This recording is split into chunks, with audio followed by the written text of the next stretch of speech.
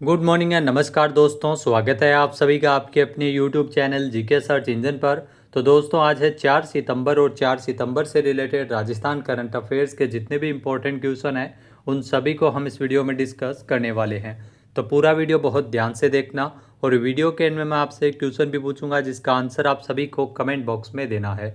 कल के वीडियो में मैंने आपसे एक क्वेश्चन पूछा था जो था राजस्थान पुलिस के द्वारा सुरक्षा सखी संवाद पखवाड़ा कब शुरू किया गया है। तो इस पखवाड़े की शुरुआत 1 सितंबर से हो चुकी है। ए ऑप्शन यहाँ पर बिल्कुल सही था। जिन दोस्तों ने ए ऑप्शन कमेंट बॉक्स में सही जवाब दिया था उनको हार्दिक शुभकामनाएं। तो राजस्थान में सुरक्षा सखी संवाद पखवाड़ा आयोजित किया जा रहा है। 1 से लेकर 15 सितंबर तक इसका आयोजन होगा। राजस्थान पुलिस की ओर से इस पखवाड़े के तहत सुरक्षा सखियां घर घर जाकर महिलाओं को सुरक्षा और कानूनी अधिकारों के बारे में जागरूकता अभियान के तहत इसमें जागरूक करेगी। इस संवाद पखवाड़े का उद्देश्य है वो राज्य में महिला और बालिकाओं में स्वयं की सुरक्षा के प्रति जागरूकता लाना है, उन्हें सुरक्षित वातावरण प्रदान करने तथा स्थानीय पुलिस से संवाद स्थापित करना है। वर्तमान में राजस्थान पुलिस के जो डीजीपी यानी महानिदेशक है राजीव शर्मा।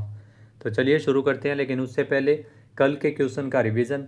राजस्थान लोक सेवा आयोग आरपीएससी के किस सदस्य ने इस्तीफा दिया है। तो डॉक्टर मंजू शर्मा इन्होंने इस्तीफा दिया है आरपीएससी के सदस्य के रूप में। नेक्स्ट है राजस्थान की 16वीं विधानसभा का चौथा सत्र 1 सितंबर 2025 से शुरू हुआ है। पिछले 3 सत्रों में अब तक कुल कितनी बैठक इसमें आयोजित हो चुकी है। तो 54 बैठकों का आयोजन है वो किया जा चुका है। नेक्स्ट है राजस्थान में किसके द्वारा राज्यपाल हरिभाऊ कृष्णराव बागड़े के 1 वर्ष के कार्यकाल की पुस्तक अभ्युदय की ओर का लोकार्पण किया गया। तो ये लोकार्पण सोमती देवी के द्वारा किया गया था जो कि रामदेवरा की है। नेक्स्ट है राजस्थान के किस जिले में मिस टीन इंटरनेशनल 2025 का आयोजन किया गया था। तो राजस्थान की राजधानी जयपुर में इसका आयोजन हुआ। नेक्स्ट है कोटा में संपन्न हुई 8वीं राज्य स्तरीय सीनियर बॉल बैडमिंटन प्रतियोगिता किसने जीती है। तो बीकानेर की टीम ने प्रतियोगिता जीती है। नेक्स्ट है पहली बार जयपुर के रामगढ़ बांध पर ड्रोन के माध्यम से कृत्रिम बरसात का सफल प्रयोग है वो कब किया गया था। तो 1 सितंबर को ये सफल प्रयोग है वो हुआ था। नेक्स्ट क्वेश्चन है नवंबर में टोक्यो में होने वाले 25वें समर डेफ ओलंपिक गेम्स में राजस्थान के कितने खिलाड़ी हिस्सा लेंगे। तो 7 खिलाड़ियों का चयन इसमें किया गया है। नेक्स्ट है राजस्थान गौरव सम्मान समारोह का आयोजन है वो कहाँ किया गया था। तो जयपुर में 30 अगस्त को किया गया था। नेक्स्ट है अब बात करते हैं पहले क्वेश्चन की। तो पहला क्वेश्चन है राजस्थान सरकार के द्वारा कब से प्रदेश भर में सप्ताह में 3 दिन गांव चलो अभियान संचालित किया जाएगा। यहाँ दोस्तों शहर चलो अभियान के बाद अगर बात करें गांव चलो अभियान की तो 18 सितंबर से इस अभियान का संचालन किया जाएगा। सी ऑप्शन इस क्वेश्चन का बिल्कुल सही है। आइए जानते हैं इम्पोर्टेंट फैक्ट्स। तो राजस्थान सरकार के द्वारा 18 सितंबर से प्रदेश भर में सप्ताह में 3 दिन गांव चलो अभियान का संचालन किया जाएगा जिसमें ग्रामीणों तक सहकारी सेवाओं की पहुंच सुनिश्चित की जाएगी। यह अभियान हर पंचायत समिति की 2 ग्राम पंचायतों में सप्ताह में 3 दिन चलेगा। इस अभियान के तहत ग्रामीणों के जो सीमा ज्ञान, सहमति विभाजन आदि लंबित प्रकरणों का निस्तारण इसमें किया जाएगा। इसके साथ साथ सरकारी योजनाओं के लिए आवेदन, स्वास्थ्य शिविर, विद्यालय इत्यादि के मरम्मत कार्य, बीज मिनी किट वितरण आदि कई कार्य इस अभियान के दौरान होंगे।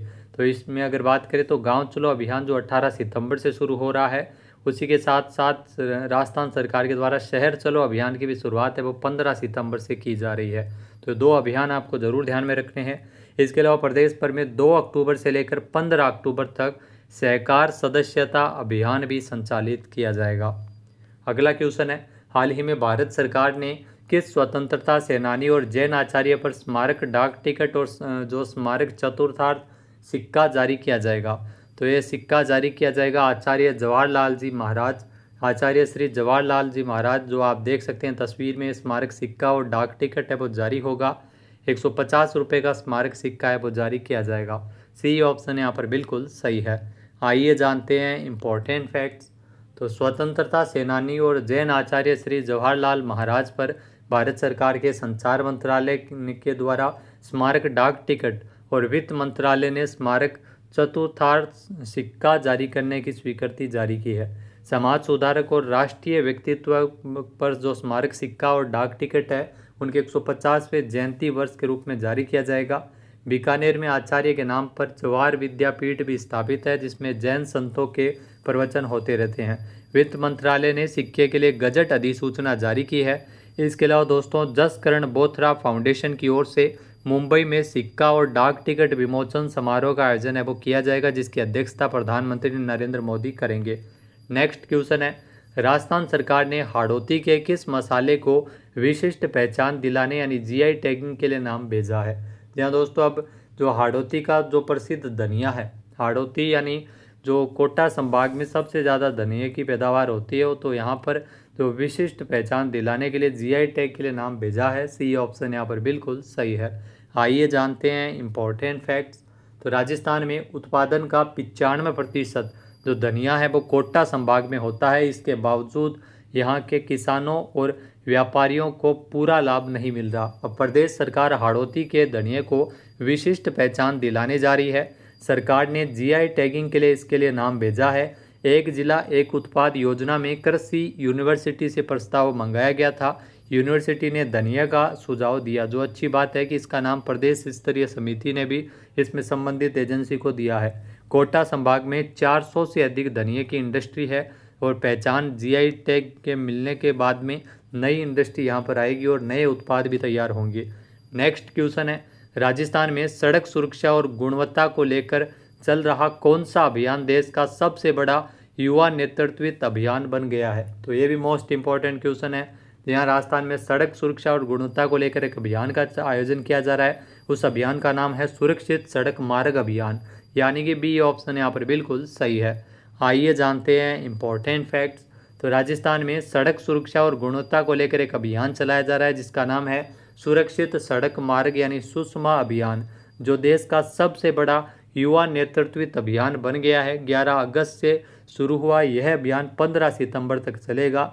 इसमें 19 जिलों के करीब 2.5 लाख विद्यार्थियों को प्रशिक्षण दिया गया है, जो कि सड़क सुरक्षा एम्बेसडर के रूप में सड़कें जांचेंगे, यातायात नियमों की निगरानी करेंगे और समाज में जागरूकता फैलाएंगे।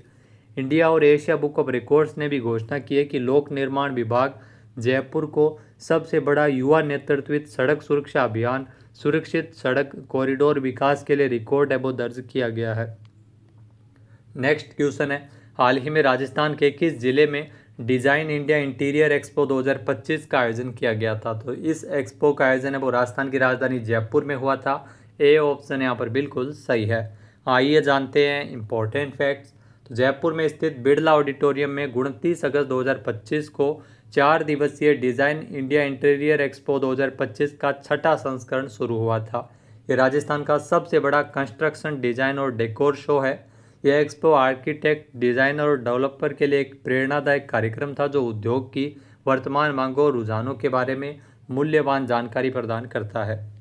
अगला क्वेश्चन है, हाल ही में कजाकिस्तान के शिमकेंट शहर में संपन्न हुई 16वीं एशियाई शूटिंग चैंपियनशिप में राजस्थान के निशानेबाजों ने कुल कितने स्वर्ण पदक जीते हैं। तो टोटल 13 गोल्ड मेडल है वो राजस्थान के निशानेबाजों ने जीते हैं। बी ऑप्शन यहाँ पर बिल्कुल सही है। आइए जानते हैं इम्पोर्टेंट फैक्ट्स। तो हाल ही में कजाकिस्तान के शिमकेंट शहर में संपन्न हुई 16वीं एशियाई शूटिंग चैंपियनशिप में राजस्थान के निशानेबाज शानदार प्रदर्शन करते हुए 13 गोल्ड सहित कुल 25 पदक जीतने में सफल रहे थे। इसमें सबसे सफल पिस्टल शूटर अभिनव चौधरी रहे थे, जिन्होंने 3 गोल्ड मेडल और 1 सिल्वर मेडल जीता है। इसके अलावा अनुष्का सिंह भाटी और गिरीश गुप्ता ने भी 2-2 गोल्ड मेडल वो जीते हैं। इस तरह से राजस्थान के निशानेबाजों ने देश और दुनिया में अपनी अलग ही पहचान बनाई है। कजाकिस्तान के शिमकेंट शहर में 16वीं एशियाई शूटिंग चैंपियनशिप जो कि 16 से 30 अगस्त तक आयोजित हुई थी। अगला क्वेश्चन है, राजस्थान के किस एयरपोर्ट को ग्राहक संतुष्टि सर्वेक्षण 2025 में देश भर में पहला स्थान मिला था। तो उदयपुर एयरपोर्ट को पहला स्थान मिला था। सी ऑप्शन यहाँ पर बिल्कुल सही है। आइए जानते हैं इम्पोर्टेंट फैक्ट्स।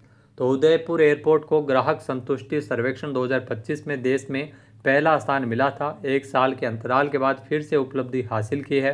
यह सर्वे छोटे हवाई अड्डों के बारे में करवाया जाता है, जहां पर 20 लाख से कम यात्री आवागमन करते हैं।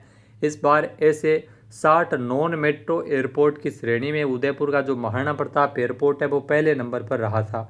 उदयपुर के अलावा मध्य प्रदेश और खजुराहो के एयरपोर्ट भी संयुक्त रूप से पहले स्थान पर रहे थे।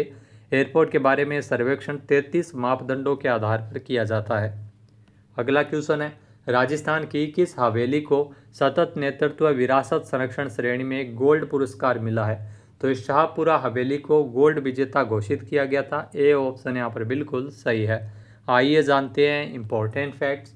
तो राजस्थान के पर्यटन विभाग के सहयोग से उप मुख्यमंत्री और पर्यटन मंत्री दिया कुमारी की उपस्थिति में outlook Indian responsible tourism award 2025 का तीसरा संस्करण का आयोजन है वो जयपुर में किया गया था, जहां पर शाहपुरा हवेली इसको सतत नेतृत्व विरासत संरक्षण श्रेणी में गोल्ड विजेता घोषित किया गया था।